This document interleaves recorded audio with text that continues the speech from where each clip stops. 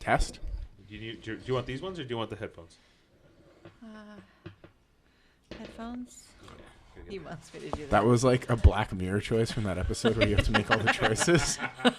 Did you guys watch that? We did, but Yeah, we did. we didn't explore Bandersnatch? it a Oh, lot. I got Dave, every end. Oh, there's a secret ending I didn't get though yeah. that I found out about. Dave later. watched a few more, but I didn't go back. And I watched like all the scenarios. Easy with the adjustments there.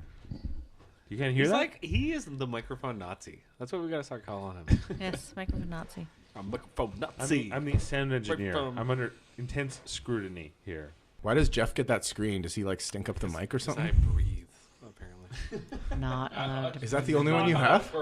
I only have one. And How do you know it's him? Actually, it might be you. I don't know. It's trial and error. And then I do it when I talk. Yeah, you do it too. You do. I can't give you both. I need to buy another pop screen for Josh. Is really the answer here. You need to invest more money into me if you want me to be good talent. We are recording already. By the way, Well, you like your little banter. you ready? Yeah, let's do the structured part of the podcast. We're gonna get into it. Okay. Gather around the big radio and listen to the podcast. Welcoming listeners from Romulus, Bajor, Cardassia, around the galaxy. This is Live Long and Podcast. I'm Dave Mader, and this is Live Long and Podcast. Dave Meter coming up. Live long and broadcast. What are you, Steve Brule?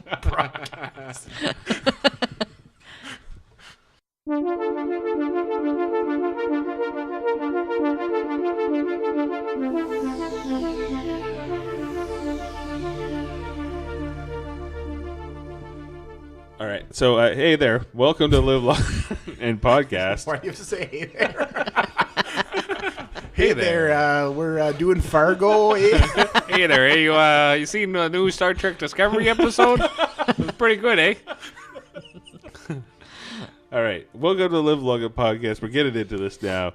I'm Dave Mader. I'm joined by my friends and family here. We got Josh, Jane, and Jeff. Say hello. Say hello. Hello. The 3 J's. The 3 J's and the D. This was...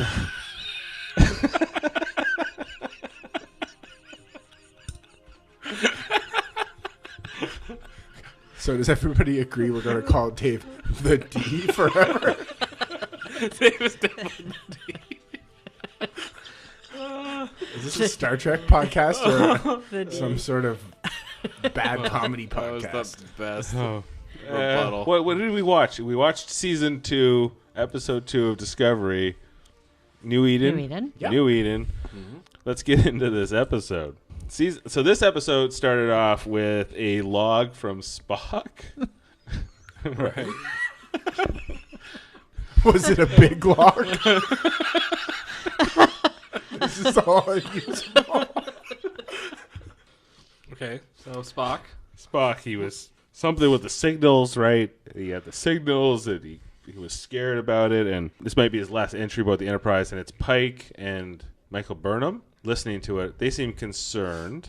Spock's in the psychiatric ward of Starbase 5 at his own request.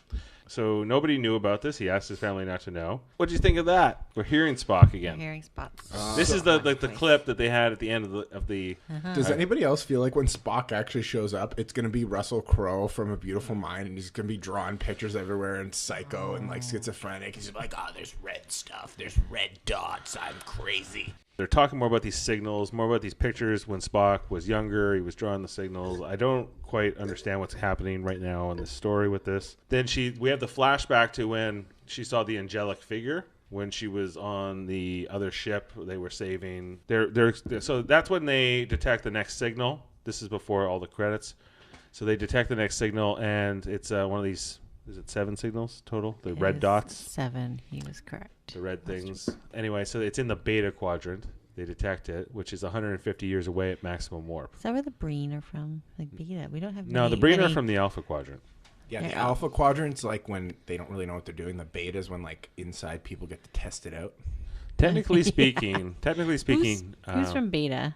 No, I was a beta tester. Not a once. lot. No, the beta is like the least explored the beta quadrant. Well, it's more so than you think because Earth is actually on the border of the Alpha Quadrant and the Beta Quadrant. But wasn't the whole thing like, oh, if we were going to go there at warp speed, it would take us like 200 years, so we have to use the spore drive. 150,000. That's exactly what happens. 50? They said, guess what? We get to use the spore drive. No, because at the end of last season, they said, guess what? The spore drive is dead forever, or we're probably retiring it, and Stamets leaving.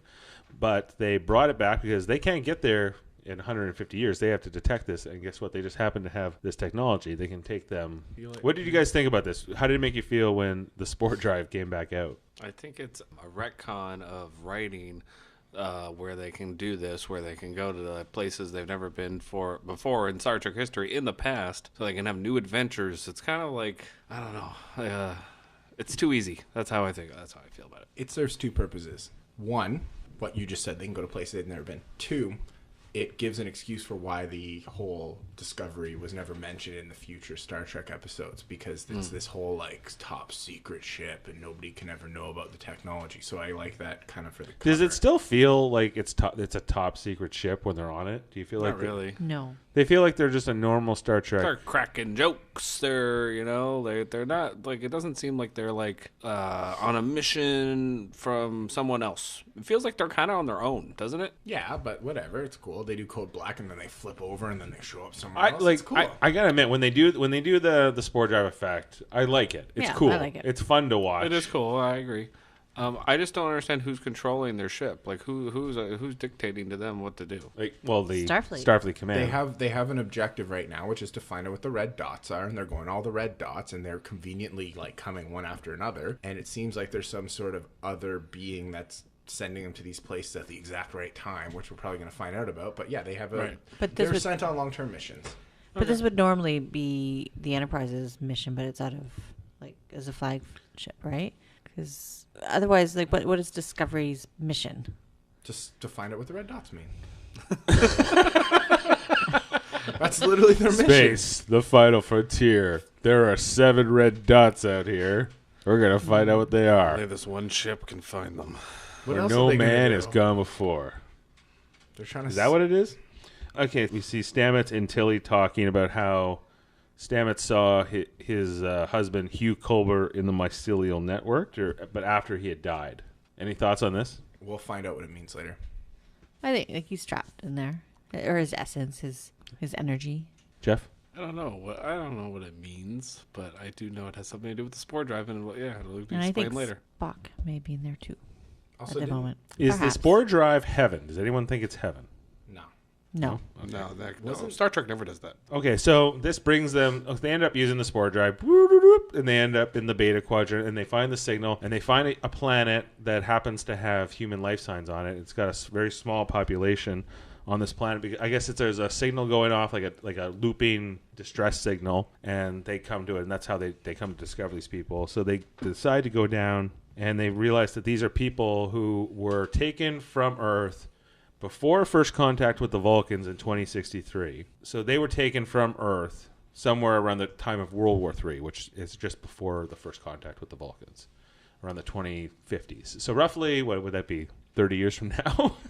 How far ahead of that? Like, how many years have actually passed in real life? Like, these people seem like they don't think it's been that long. It's been about 100 years. And these people that No, Oh, 200, two centuries. two centuries. 2 centuries. So yeah, so like the time of Captain Archer, that was like 100 years after that, and then 100 years after that is this.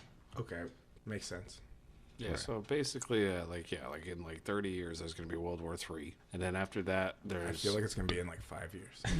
good with Trump. You We'll never see. know. He seems like the kind of guy, like the historical figure that like That would they'll start it. they'll show in this like video in the future. Be like, how the fuck? It's kind of, you look back at Hitler, you're like, how did people like this guy? I don't get it. He had a pretty cool haircut and mustache. Yeah, like even Mussolini, all these like Stalin, like maybe Stalin, I get, but like, but Well, Hitler was at least a good speaker. Trump's a god awful speaker. doesn't even make sense. Anyway, I digress. So anyway, so they decide, look, are these human a result of the Prime Directive? Do they apply to the Prime Directive? Because Earth is now a post-warp civilization, meaning it can interact with other cultures. But these people were taken from a time before that, just before that. So does it apply? Thoughts? It makes sense that it applies. It's not so much about the the timeline for them, but how do you define like civilization? Like technically they're part of the same civilization as Earth, which is a post-warp civilization. They've just been separated. So you could argue that Prime Directive doesn't apply because they should be brought back to Earth. Yeah, well, that is what I think even Michael Burnham argues in this episode. Maybe it's been a couple days. And I think Joanna Owekison, is that her name? She's like the ops officer from the bridge. Yeah. She She was like Amish. I don't know if she makes. Luddite. Yeah. They're like, they actually take her down because she's a Luddite. Luddite. That's like an Amish. Luddite just means They don't like a technology. society that doesn't like technology. She could be Amish or more Mennonite or whatever. But why is she in Starfleet now? She rebelled. She went on that thing. Remember that show called Breaking Amish, and they like leave. She was like, and I she's was like, on Breaking Luddite, and then I went to Starfleet. That's exactly. that was her life path. Okay. Oh wait, first we have Tilly is dealing with the astronaut fragment, and then she's talking to this Friend. friend of hers. This No, child. it wasn't a friend at that point. It was just another. She was in sick bay, and there was a crewman who started talking to her in sick bay. That's right. And she has a weird accent. I don't know what it is, but she's doing something. Grew It's up not like in an multiple- Australian or... you No, know. she could have grown up in multiple places, perhaps. I think she's doing it for the character. Oh. I mean, I don't know if it's her accent. I mean, maybe it is, but I think it's like a for the character accent. I don't know. So they It get is. there, they transport down. They find the signal in the basement of the church, right? Well, they talk to them first. They go into the church, and then they come in, and they pretend they're from the north, just Right. for a visit. Yeah, and they're pretending that they're like not. They're like with these people, but they're not. And like there's all these like basically religious implications of what they're doing, right? Like these people believe in this religion, and they're trying to like humor them the whole episode.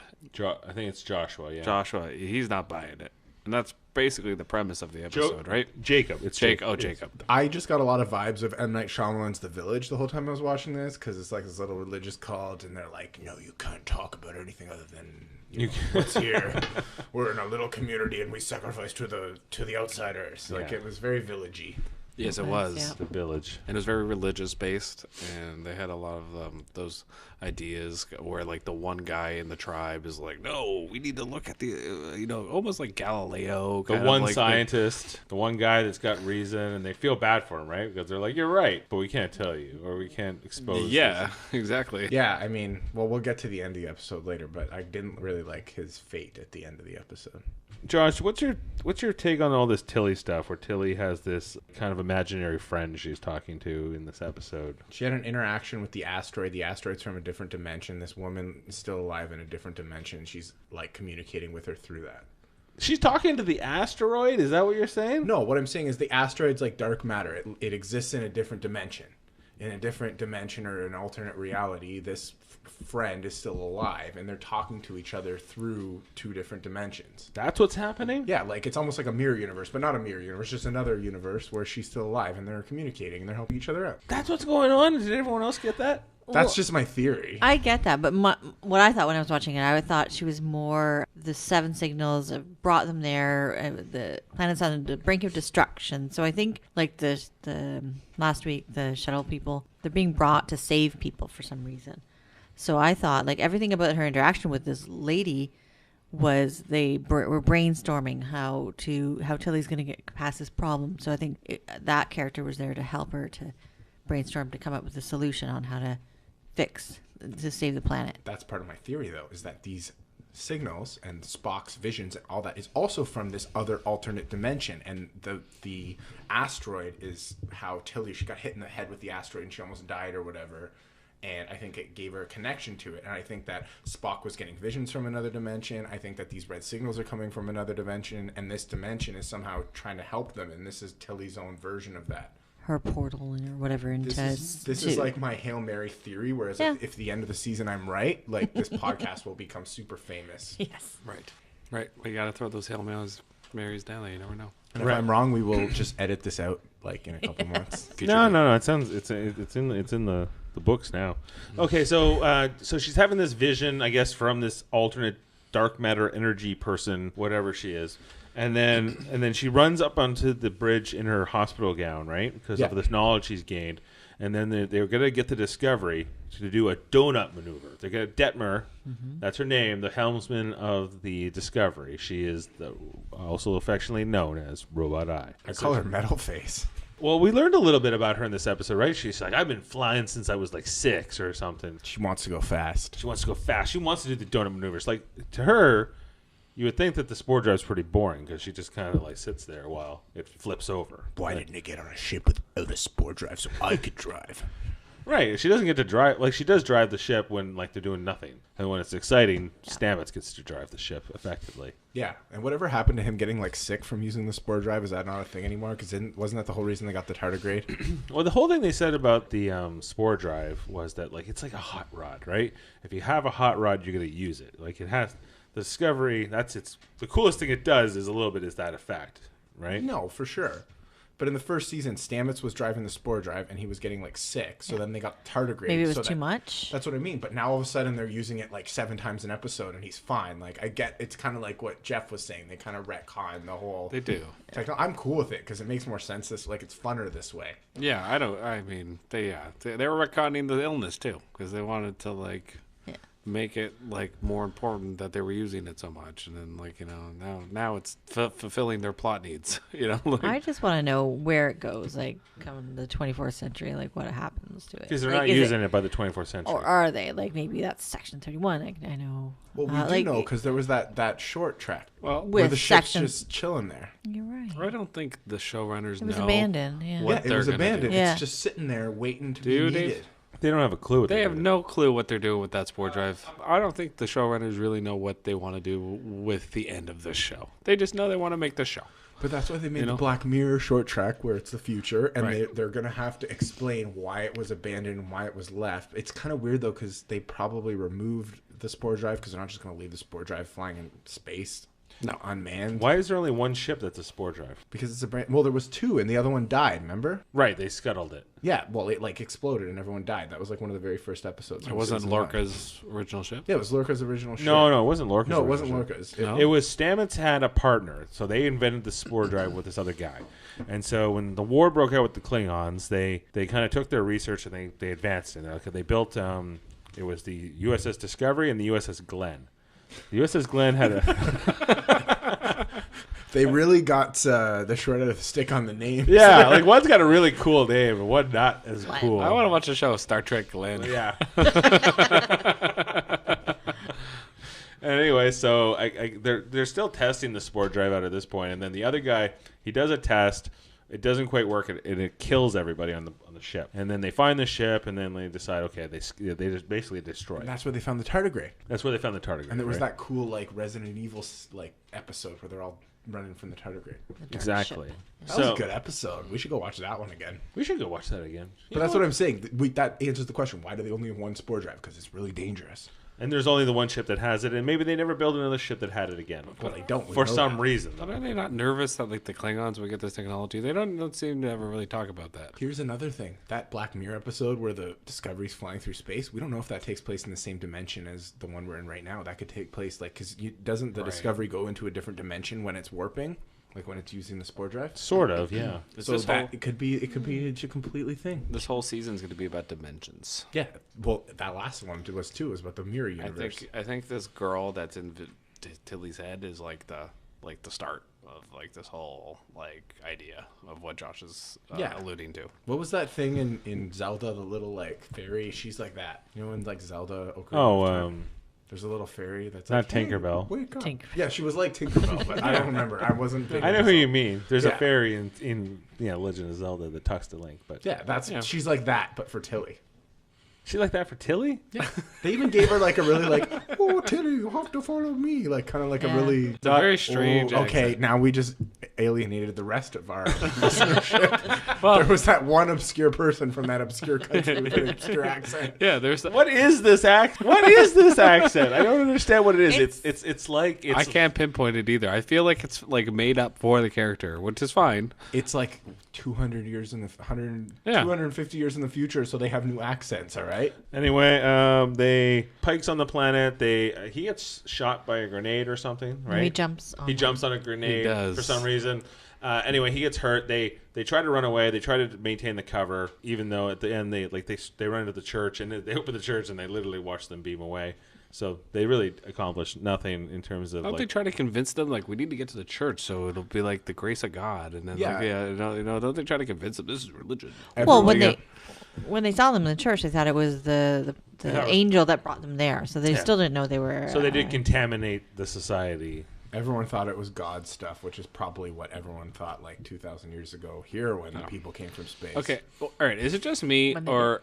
All right, I don't know about you guys, but this whole episode, I was thinking about Star Trek Into Darkness. The first scene, the first scene where they're on the alien planet and they don't want to show the alien people just the sight of the ship, and then all of a sudden they have to save this place, and Spock's about to die, and then they save this planet, right? Like you remember the first scene in Into Darkness, right? Running, and then Pike. Funny enough, Pike is the one who's like, oh, you showed the ship and you broke the Prime Directive.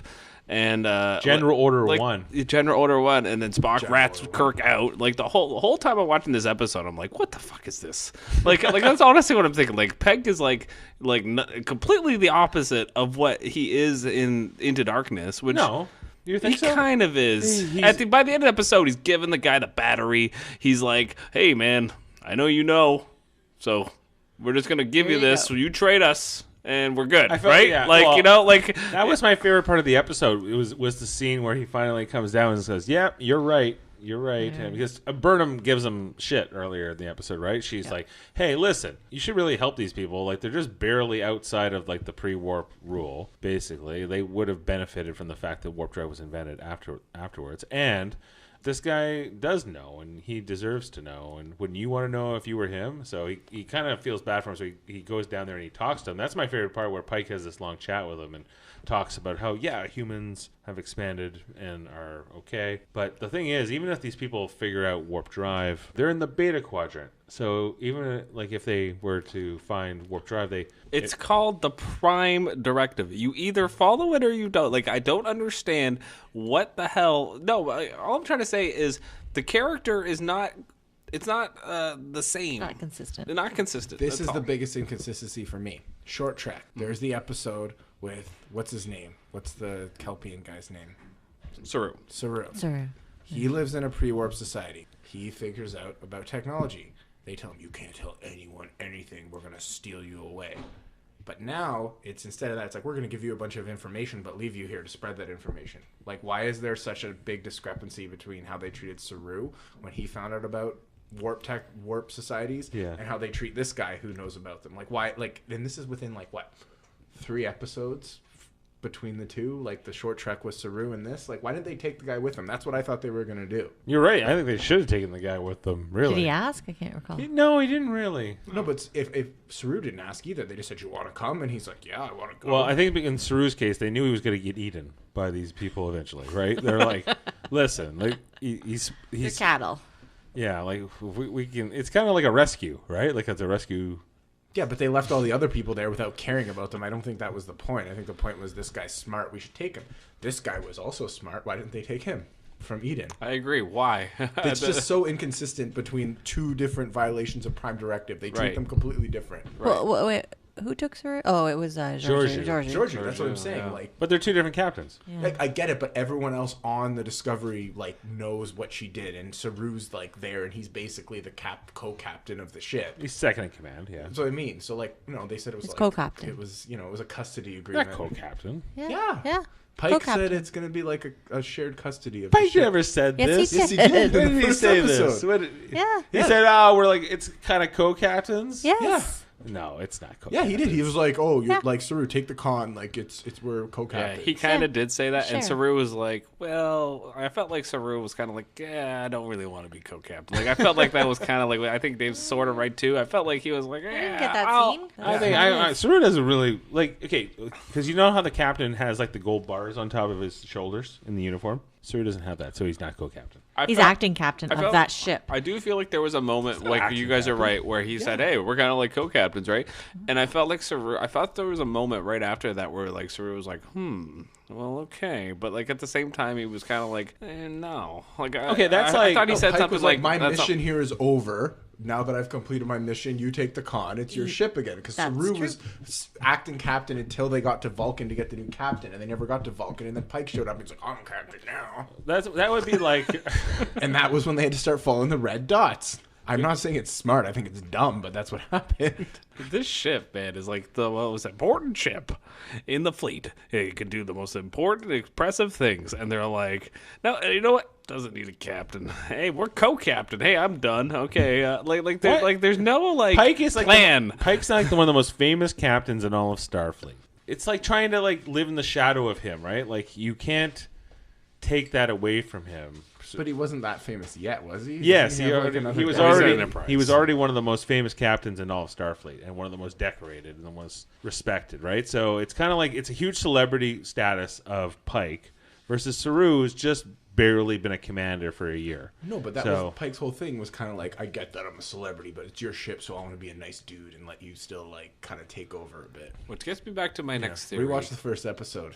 You'll change your mind. I don't feel All right. like Pike is on the up and up. And I don't know if you guys feel the same way, but I have theories about that Pike. You don't trust him. I don't trust him at all for a second. I don't trust him as far as I can throw him. What are the theories? I don't trust him as much as I trusted Lorca, and Lorca turned out to be a fucking Lorca. You think he knows more I about the think signals and what something- it means yes, than he's I pretending? do. I do. You don't think? Do you think? Do you think he's That's an under- evil guy, or do you think he just No, has? I think he has an ulterior motive. I think he but is I don't lying. Think it's bad. I He think is he is a lying to the classified- crew of the Discovery. Because of the classified mission or Yeah. That's what I whatnot? mean. Yeah. He's not lying because it's bad or anything. He's lying No. because he can't tell them. I just don't think he's on the up and up. Tell me That's all I'm this: saying. why did so he meets this guy on the planet? What's his name? Jacob. Yeah. He meets this guy Jacob on the planet. He gives him the power cell, and he wants the camera, like the helmet with from the soldier with the broken camera. Right. And then he takes that back to the ship on the Discovery, and he plays it, and it's like it's around World War III, and this church of people on Earth who presumably are these same people who got transported to this Beta Quadrant planet. They saw this red angel again. What is the red angel? It's an alien. Is From it like another dimension. it kind of reminds me of like the Mothman prophecies a little bit, like Stick. yeah, chapstick. He knows it. He knows it. Do you know about the Mothman prophecies? No, I've heard it, It but was I've never actually seen It it. had great previews. It was a horrible movie. Horrible movie. Love that movie. That movie is so fucking good. I love Mothman prophecies. It's probably real. I think that you know what intrigue. It's probably real. It was actually a documentary. You didn't know? Injured Cold. You know what injured cold? No, Okay, I no. never watched that movie. We should get on a tangent. Okay. We're going down the Mothman New hole. podcast coming out next week. Dave analyzes the Mothman prophecies. I'm afraid to, man. I don't want those Mothmen to cover me. Okay, listen. That was the whole episode. Yeah, we covered it. Like not a lot really happens in this So wait, they just got episode. back in their ship and went home. No. I thought it it's- was a really good It's a episode. bottle episode.